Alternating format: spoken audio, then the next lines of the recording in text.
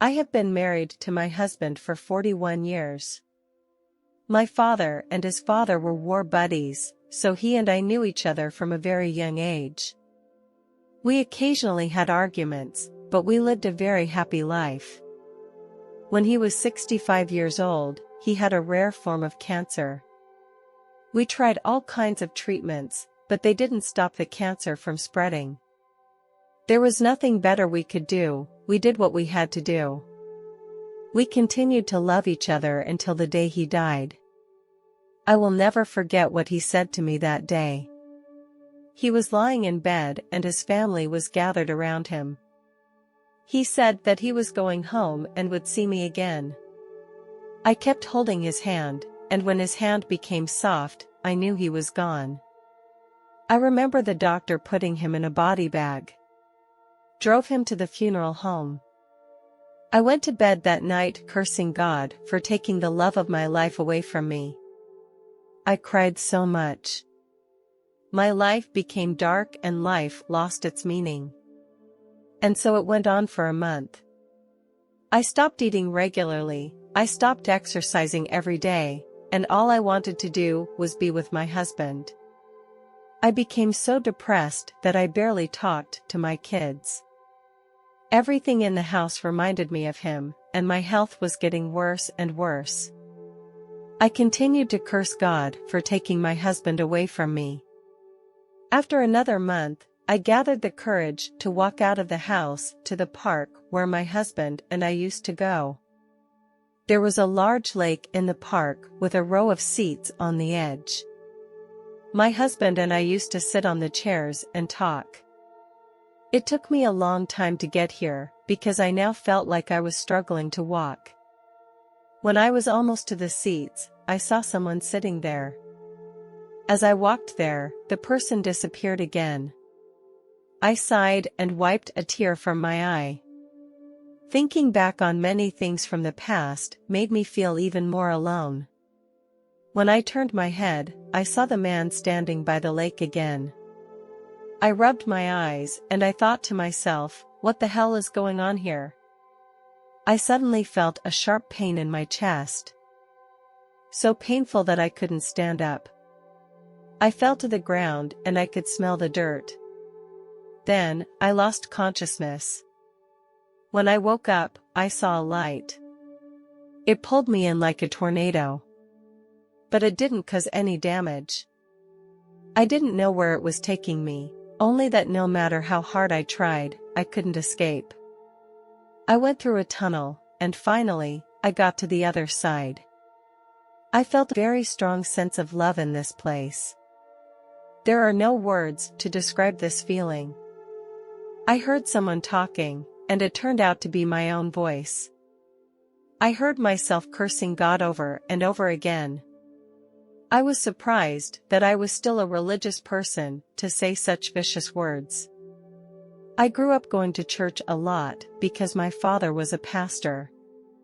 I also heard what I said to my husband during the argument, and I heard what I said to my children.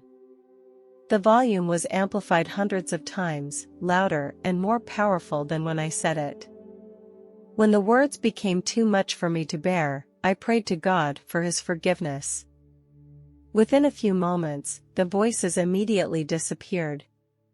I found myself standing at the bottom of a throne. The light was so bright.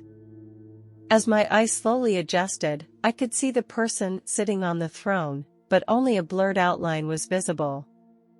The person sitting on the throne began to speak. I have heard your curse on me. I brought you here so that you could vent these resentments. Now I feel very afraid. I confess that I said those things.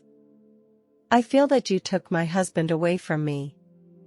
He was my life and soul, he was everything to me.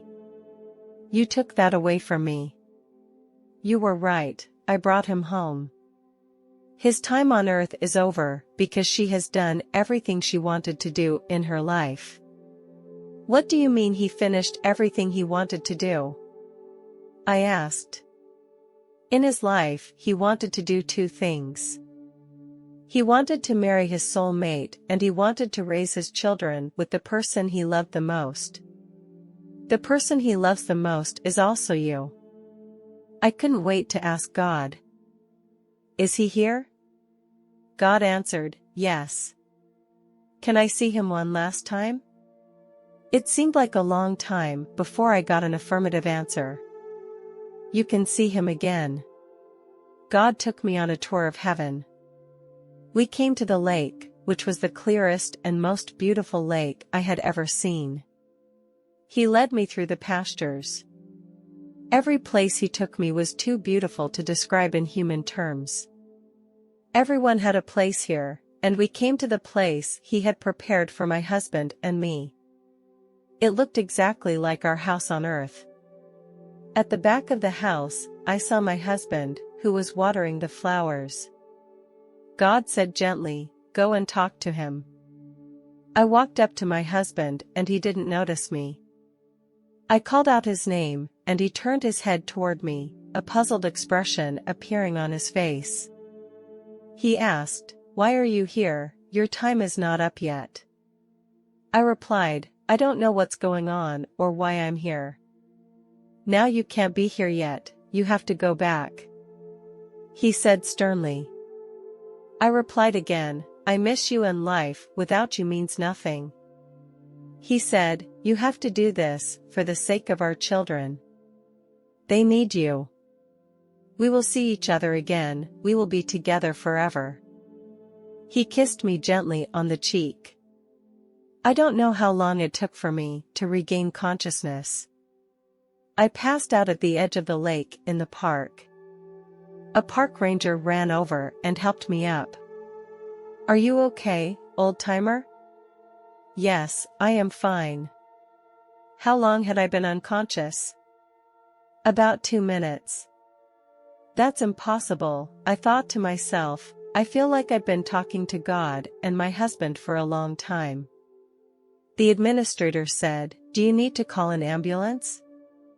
I said, "No need." I walked home by myself. It took me a few months to adjust myself and eventually get back to a healthy routine. These past 5 years have not been easy for me. With every birthday, I tell myself that I don't have much time left. I just hope my husband won't be mad at me for waiting too long. I always believe that my husband is waiting for me in heaven. I will see him again in the near future. And then be with him forever.